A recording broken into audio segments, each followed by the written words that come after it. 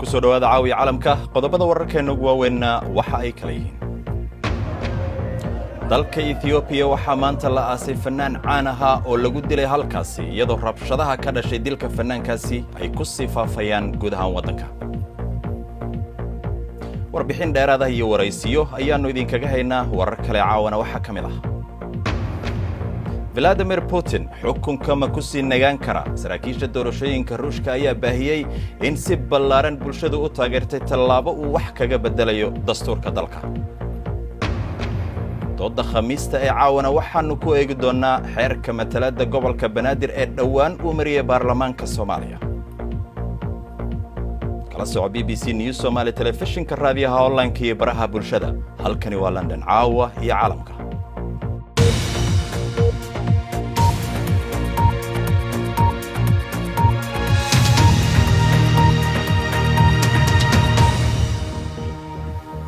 habeen wanaagsan daawadayaal waanigu waa maxamed cabdi xaraar idin la socodsiinaya barnaamijka caawa aynu ku bilownay ra'iisul wasaaraha Ethiopia Abiy Ahmed ayaa shacabka dalkiisa ugu baaqay midnimo in ay dhowraan nabadda iyo in ay gacan siiyaan ciidamada sugaya ammaanka isagoo dhanka kalena ku tilmaamay dilkii fanaankii oramada ahaa ee Jalo Hundusa dambi aad u weyn hadalka Mr. Abiy ayaa waxa uu ku soo aadayaa iyadoo maanta lagu aasay magaalada Ambo oo 100 kiiloomitir u jirta caasimadda Addis Ababa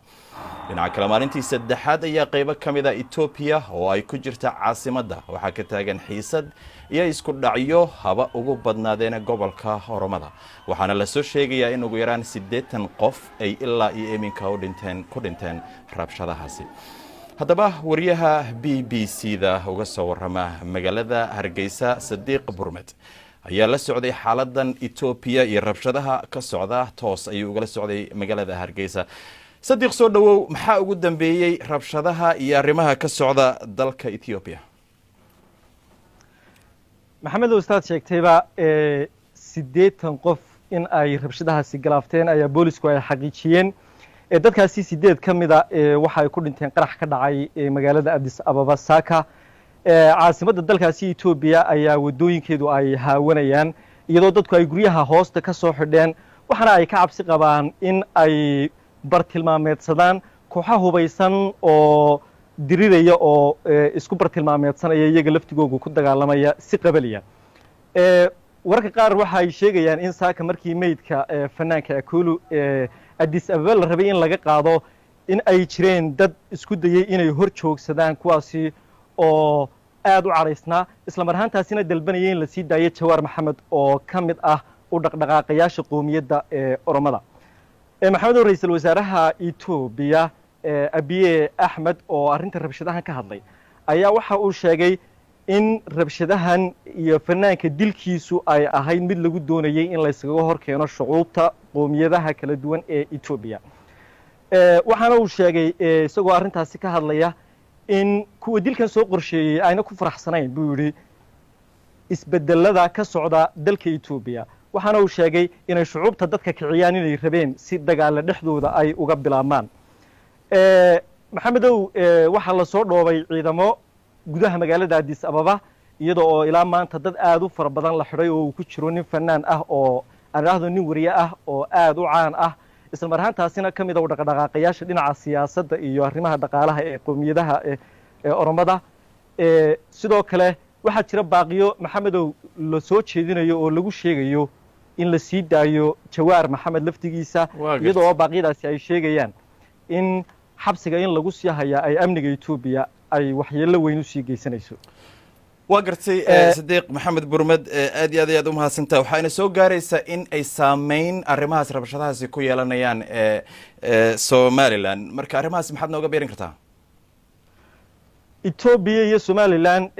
xiriir weyn oo dhinaca ganacsiga ka dhaxeeya Ethiopia waxa ka yimaada waxyaabo fara badan oo ay ka mid yahay qaadka iyo khudaarta ugu sii badnaatee maanta oo kaliya maalmahan u dambeeyay kaliya tamaahe markasta oo rabshado ay Ethiopia ka dhacaan arrintan u timaada oo waxa joogsada qaadkii iman jiray iyo khudaartii sababtaas awgeed maanta iyo shalay iyo intii rabshadahan jireenba magaalada Hargeysa qaad ma soo gelin khudaar ma soo gelin iyadoo oo kolayadii ay haawanayaan ragii qayli jirayna aad u arkayso iyagoo waddooyinka tuman. aad iyo aad ayaad u mahadsan tahay Sadiiq Maxamed Burmad ayuu ahaa oo toos inoogu warramaya rabshadaha ka socda dalkaas Ethiopia. Wuxuu ku sugan yahay magaalada Hargeysa. mahadsan Sadiiq. wagaag dhanka kalena waxaa iminka khadka magaalada Nairobi toos ugu jira Maxamed Xaaji Ingiriis oo ah aqoon-yahan xaaladda gobolka Darsa. Maxamed, soo dhawow. ugu horeyn fanaanka la dilay Hachalu Hundessa maxaad inooga beerin kartaa nin caynkee ah ayuu ahaa? mahadsanid maxamed. Hachalu Hundessa wuxuu ahaa heesaa iyo nin fanaan oo u dhaqdhaqaaqa xuquuqda siyaasadeed ee ka maqan ummadda Oromada. wuxuu ahaa nin magac weyn iyo sumcad wanaagsan ku dhexle ummaddiisa, wuxuuna qayb weyn ka ahaa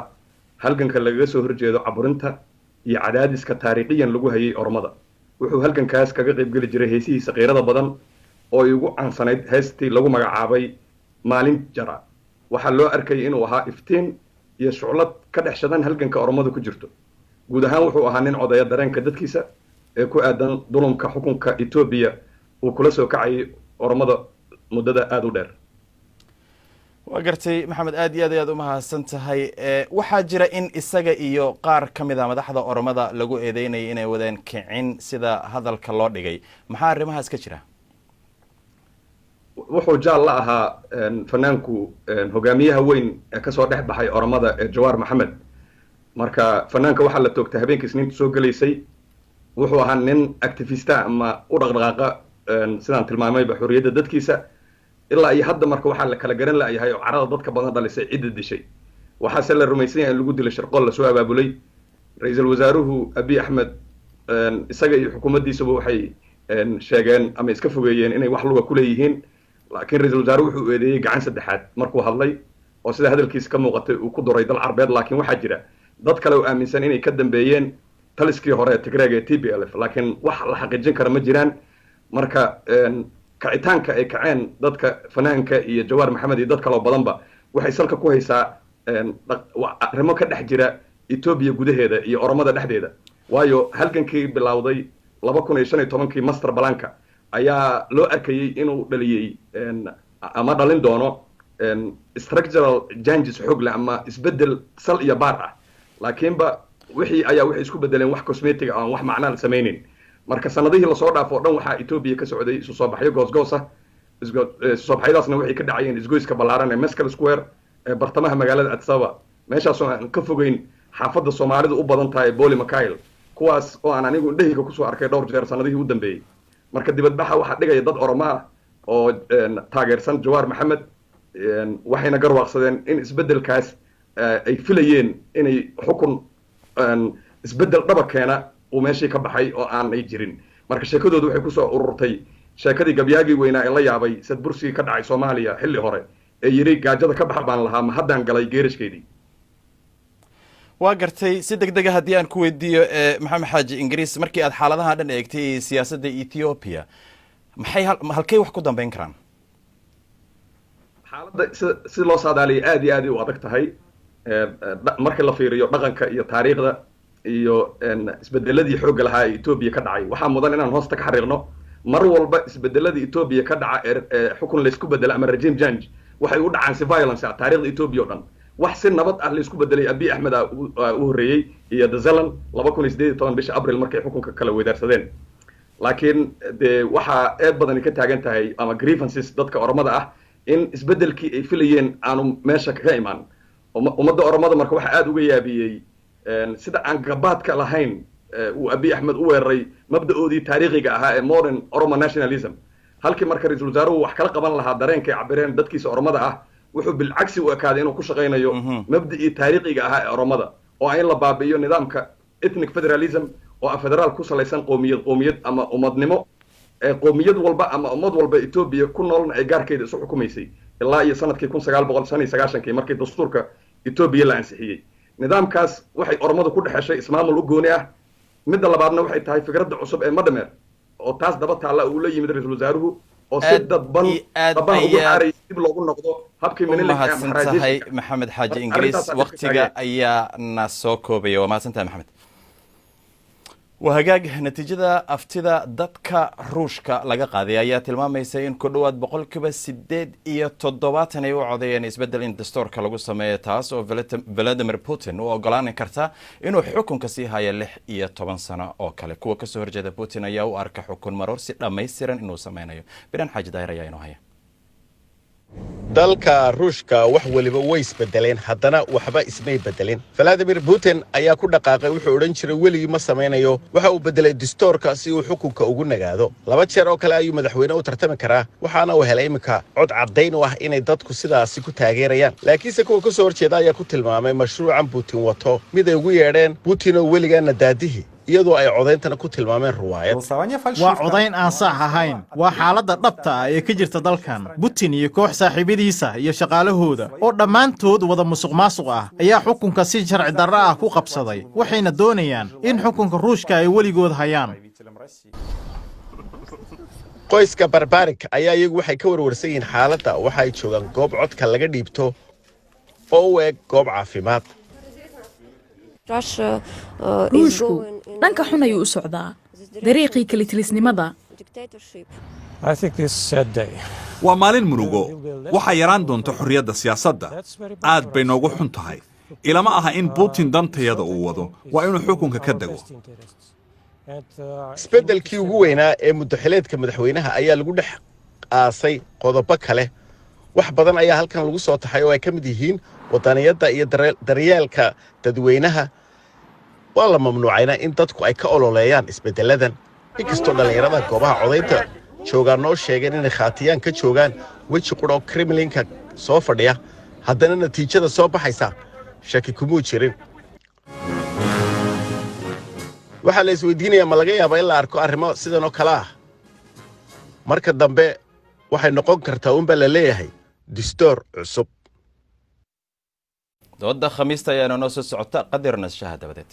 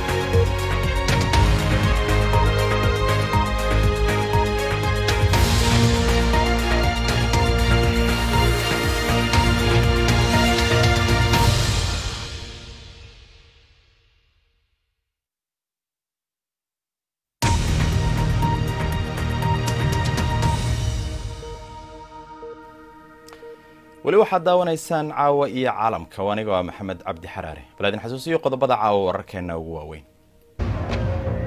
dalka Ethiopia waxaa maanta la aasay fanaan caan ah oo lagu dilay halkaas iyadoo rabshadaha ka dhashay dilka fanaankaasi ay ku sii faafayaan guud ahaan wadanka Vladimir Putin xukunka ma ku sii nagaan karaa saraakiisha doorashooyinka Ruushka ayaa baahiyay in si ballaaran ay bulshadu u taageertay tallaabo wax kaga bedelayo dastuurka dalka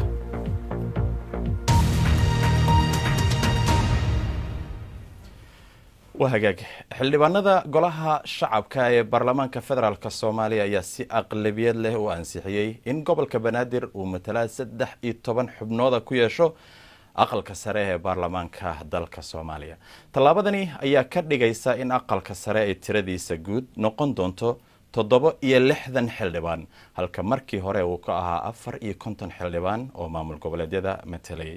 muran ku saabsan maqaamka ama matalaadda gobolka Banaadir ayaa in muddo ah soo jiitamaysay go'aankii baarlamaanka waxaa dhaleeceeyay siyaasiyiin iyo maamul goboleedyada qaar halka kuwa kalena ay soo dhaweeyeen matalaadda gobolka Banaadir dooda khamiista caawa ayaanu qodobkaasi ku eegi doonaa dooda waxaa ka qayb galaya xildhibaan Lutfi Shariif Maxamed iyo xildhibaan Burhaan Aadan Cumar labadooduba Muqdisho ayay khadka iskaabka kaga jiraan soo dhawaada mudanayaal aad iyo aad u mahadsantiin inaad barnaamijka ka soo qayb gashaan. Ugu horeyn waxaan jeclaan lahaa in aan labadiinaba idin weydiiyo sida aad u aragtaan xeerkan maray baarlamaanka duuduub ahaan. Min daqiiqadii ugu jawaaba waxaan ku bilaabayaa Lutfi. هذا يوم هالسنتها وأنا السلام يا رنتي برلمان كحير هذا ينتهي قصة مثلا الدور كبنادر وفصية هاي النظام كشرعي بالدورشوين كبرلمان كمرفوع هراء ينتهيين كارهان رنتي في لغة الناس فقردي اللحات كاسو شيء البرلمان كا يصار دون الجدي كاسو كاسو شقين على إن دور كبنادر أي هلان مثلا فكذا الدرس إذا برلمان كرنتي وحي ينتهيين إن دور كبنادر مثلا هلو wuxuuna ka mid ahaa markii hore wax matalaada kumuusan haysan taas oo dastuurka ka hor imaanaysa guud ahaan sida uu aqalka sare uu ku dhisan yahay tusaale aqalka sare waxaa qeexaya qaab dhismeedkiisa qodobka 72 ka oo sheegaya in maamul goboleedya si siman ay wax u wada qaataan 18 gobolna ay dhammaantood wax matalaada ay ku yeeshaan aqalka sare gobolka banaadir wuxuu ka mid ahaa aqalka sare oo hore gobolka aan wax matalaada ku lahayn marka maadaama uu hadda wax matalaad ku yeeshay وهذا عارف في عن وشرع الدستور كانوا قبض هذا نقصد ويننا وحنا كمدة ها حل دبانا زمن في أرنتاس في الشقين هاي وجودي في الصحنا وما سنت حل دبان لطفي أرنتاس إن شرعتها إن كل دبيانو كأيج الدونا وإسلاق هذا ديج الدونا حل دبان برهان آذن سلام يا دمانتين هذا نقول بلابو بنتي حركي دوان مري أما وحرين وهانا ما قانية ويادو أرنتي أنسحيين مثلادي أنسحيين أقل كسرة إن يكون يشان قبل كبنادر هبراع اللون مري هبراع خلدم بوها هبراع عصو دستوري كسور كذا حير كدور شوين كي هذا وحجنا يحلوان لطفي كسور كذا محيي لي لبص وود بان كسبين يا دي مثلاد لربه وحبها أنت مقام كي مثلاد وحسكو حرم بهاين نمبر 2 قدو كلبي تبناد فقرد اللي حادو شيء إن حير لصو صارو halka hadda waxa la soo saaray tahay qaraarkaas oo aan ku oolin xeerkii doorashooyinka dhawaan anagu guddiga dastuurkan ku jirnaa ee baarlamaanka labada aqal waxaana soo gaartay waraaq guddoonka golaha shacabka uu soo diray 27 bisha bana soo gaartay oo hay'adaha dastuurka dawladda dastuurka uu soo diray uu leeyahay qaraar la ansixiyay ee matalaada gobolka banaadir halkaas waxa ka cad marka wixii la ansixiyay qaraar ahayd aysan ahayn xeerkiina wuxuu xusayay doorashooyinka weynaa inuu xeer soo bixi doono marka taa waxay ku tusinaysaa raaci dastuurka waa la baalmaray number 2 waxa la baalmaray oo kale xeerkii doorashooyinka wuxuu qeexayay maadaama xeer haddii la yiraahdo wuxuu u baahan yahay labada qalba inay ansixiyaan marka hadda waxa la ansixiyay xilwaan lutfina uu ka warqabaa qaraar bay ahayd sida gudoomiyaha uu guddigayga u soo diray uu qaraar buu ahaa qaraarkaasna wuxuu u baahan yahay dabcan hadduu dastuurkii xeerkii ka soo horjeedo arrinteeda buu leedahay inta waxa cadeynaya oo kale matalaada gobolka banaadir la isku haysto laakiin wax la isku haystay oo ugu muhiimsan waxay tahay habraac loo marayo habraac anagu waxaan u doodayna waxay ahayd warshada iyo toban iyo ka badan laakiin dastuurkii iyo habraacii xeerarkii dalka inaan la gees marin habraac xildhibaan burhaan waxaan filayaa markii xeerkaasi baarlamaanka la marinayay 142 xildhibaan ayaa u coday inaad baarlamaanka joogtay maanta in aan isku dawaqino inuu xeer ahaa inuu qaraar ahaa inaanay mudnayn waa maasan tahay intii joogtay anigu gobjoog kama ahayn laakiin waxaan xusayaa in xildhibaano 72 xildhibaan ah ay soo saareen warmutiyeedii war-saxaafadeed ay ku sheegayaan in habraaca la marayo qaladaheed taasna ay tusinaysay habraaci la maray iyagoo xiganaya qodobadii balse xeer inay ahayd iyo inay qaraar ahayd lutfi lagu ceshaa ficnaan leed maxaa yeele guddoonku wuxuu noo sheegay hadda waraaqda noo soo diray oo guddigayga uu soo diray inay qaraar ahayd aysan xeer ahayn haddii qaraar ahaydna waxay ka soo horjeedaysaa xeerkii doorashooyinka oo sheegayay in xeer qodobka 12 faqrada 6 لطفي أن ويدينو هذه مستعب حلبان لطفي أرتو ما قرار بو أها متلاد قبل كبنادر يسدح يتومنك حبين لو قدر أقل كسره محير بو أها لابد أريس محاول حياة هدي أتفهم سين كرت داودياش وهذا يوم هتسي هاي صاحبي حلبان برهان وعن جعلان لها هرت الشعب وينه دبي سنة إن أنا لمرين هوابين وحا أن كشقينين وحوها أهمية سكوبات aqalka sare ee baarlamaanka Soomaaliya oo markii horeba dastuurku waafaqsanayn sida uu u dhisnaa in aan waafajino dastuurka in alle intii laga sameyn karo for example aqalka sare wuxuu qeexayay in 54 xubnood oo 18 gobol ka imaanay waxaa meesha ka maqnaa gobolka banaadir oo aan wax matalaad ku lahayn aqalka sare marka automatically 18 gobol kamid ah goboladii ugu muhiimsanaa wax matalaada kuma uusan lahayn aqalka sare si loo waafajiyo qaybtaasi oo dastuurka uu qabo ayaa sharciga doorashooyinka wuxuu go'aamiyey in matalaad si loo helo guddi loo saaro soo jeedinna ay ka sameeyaan erayada marka macna ahaan in loo fasiro ma sharciyuu noqonaa ma xeeruu noqonaa ma qaraaruu noqonaa eray waxay u baahan tahay runtii inay ka jawaabaan sharci yaqaana iyo bukaatayaal burhaanna waxaan rajaynayaa inuu qayb ka yahay laakiin dooda aysan saas ahayn muhiimadda ay leedahay doodu waa in aqalka sare ee baarlamaanka federaalka Soomaaliya uu matalaad ku yeesho gobolka banaadir sharciga doorashooyinkana saas uu qeexay faqradiisa lixaad marka terminology-ga la isticmaalayo diiradda ma saarayna waxaan diiradda saaraynaa dastuurkii weynaa oo asaasiga ahaa yaa wuxuu baalmarsanaa aqalkii sare hore ee annaga aan haysanay dowlad goboleedna si siman umay qaadan 18 gobol kama imaanin faqradiisa tiina bulshooyinka oo dhan waa la dafiray waxaan hadda ka shaqeeyay qaraarkii aan soo sharciga aan xeerkii aan soo saarnay wuxuu si toos ah u qeexay in la waafajin doono dastuurka wuxuu leeyahay iyadoo la tixraacayo qodobka koowaad sharciga 12 qodobka 12 faqradiisa koowaad in sharcigaasi tirada lagu kordhinayo ee 13 xubnood ay noqonayso lana waafajinayo dastuurkana wuxuu hadda hor yaallaa baarlamaanka marka in dooda loo bedelo la yiraahdo war qaraare ahayd xeer ay way ka weyn tahay waxay ahayd ahmiyadda koowaad war sharcigi annagu aan ku dhisnay aqalka sare heshiis dawlad heshiis siyaasiyiin ay gaareen oo ahaa sharciga iyo dastuurkana ma waafaqsaneen gobolkii banaadir waa laga tagay say matalaad loogu helaya aad iyo aad ayaad u mahadsan tahay xildhibaan burhaan ayaan u tegayaa laakiin intaan u tegin inaad dadka fahamsiiya ayaan doonayaa waxa loo codeeyay ee baarlamaanka u codeeyay xeer ayuu ahaa laakiin guddoomiyaha ayaa mar dambe warqad u diray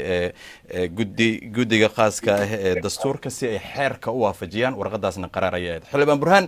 haddii sida uu ku doodayo lutfi xildhibaan lutfi ku doodayo oo marka horeba khalad ahayd inaanay banaadir oo dad badan ay ku nool yihiin malaayiin ah aanay haysanin matalaad iminkana ay hesha maxaa ku jaban aad ma mahadsantahay waa su-aal fiican su-aashu iskuma wahayaba in gobolka banaadir matalaad ay u baahan tahay ay qasab tahay inay matalaad loo maro doodu waxay ku saabsan tahay habraaca sidee rabti loo maro waa ku soo wadaa sharci yaqaanaan nahay oo dastuurka waxaana hagaya waxay tahay in dastuurka markasta uu aan wax kasta ka hormarino dastuurku wuxuu sheegayaa si cad u sheegayaa in mataqaanaa maqaamka muqdisho ay baarlamaanka baarlamaanka xeerka soo saarayaan dibogista dastuurkana loo marayo matalaadiisana halkaa lagu caddeynayo balse khaladka dhacay waxay ahayd aqalka sare markii la sameeyey 2016 waxaa heshiis siyaasadeed baa la galay dabcan madaxdii markaa joogtay madaxweyne xasan sheekh uu hogaaminayay dabcan khaladaadkii dhacay bay ahayd gobolka banaadir inuusan matalaad helin balse haddii hadda la marayo oo annagii maadaama aan xildhibaanadii nahay uu noo yimid oo hawshan hor taalo oo annagu guddigii dastuurka oo baarlamaanka federaalka Soomaaliya loo xilsaaran nahay waxa uu soo gudbinay baarlamaanka laftigiisii maqaamkii iyo matalaadiisii iyo sida noqonayso baan u soo gudbinay marka waxay ahayd inaan niraahno oo ugu muhiimsan waxay ahayd war hadda arrintu ka hadlayo oo xildhibaan lutfi uu ka hadlay uu leeyahay xeer baa soo baxay xeerkaa wuxuu sheegayaa 67 baa laga dhigay dastuurkana waa la waafajin doonaa waxaaba sharci darro ahba in xeer hadduu soo baxo dastuurkiina kadib la bedelo waa khaladaadka ugu waaweyn oo dhacay qodobka afraad buu sheegaya go'aan kasta oo ka soo baxaya baarlamaanka ama xeer kasta soo baxaya inuu noqdo mid dastuurka waafaqsan ee dastuurku inuu waafaqa maaha xeerkii hadda sheekada uu wado xildhibaan lutfi iyo saaxiibada aan kula doodayna waxay ahayd ugu muhiimsaneed war waxaan ka hadlayno habkan haddii qodob la bedelayo 72 waxbaa ka khaldan soo maaha gobolka banaadir matalaadiisi ma haysto waa diyaar matalaadii aan ka doodno qodobkan aan bedelno habraaci dastuurka loo maray inaysan noqon qaraar baa la soo saaraya ama xeer baa la soo saaraya waa mahadsantahay aad iyo aad mahadsantahay xildhibaan burhaan 30 second ayaad haysataa xildhibaan lutfi siduu sharci ku noqonayaa haddii aan aqalka sare la marsiin karinba sharciga dastuurka annagu aan mayna qodobkiisa 47 si toos u qeexaya sharci kastoo ku saabsan doorashooyinka iyo xisbiyada waxaa u madax bannaan oo si gaara u leh golaha shacabka inay meel mariyaan wayna meel mariyaan midda aan rabo inaan sax waxa waaye maqaamka waxaa toos u qeexaya qaabka uu noqon lahaa faqradda 9aad ee dastuurka waxayna soo jeediyeen guddiga oo hadda ka shaqeynaya arrintaasi 3 soo jeedin oo ahaa degmo caasimada gobol caasimada iyo caasimad ku dhex taala dowlad goboleed mid kamid ah oo xildhibaan lutfi aad iyo aad u mahadsantahay saddexda qodob waanu fahanay aad iyo aad ayaan kaga mahadcelinaa barnaamijka nagala soo qayb gasho waqtiga ayaa naga dhamaaday xildhibaan burhaan adna si weyn ayaan kuugu mahad celinaya inta ayaan kusoo afmeerayaa barnaamijka caawa iyo caalamka aad ku mahadsantihiin daawashadiina inta aan mar kale dib u kulmi doonana waxaan idinkaga tegaynaa sidaas iyo nabadgelyo.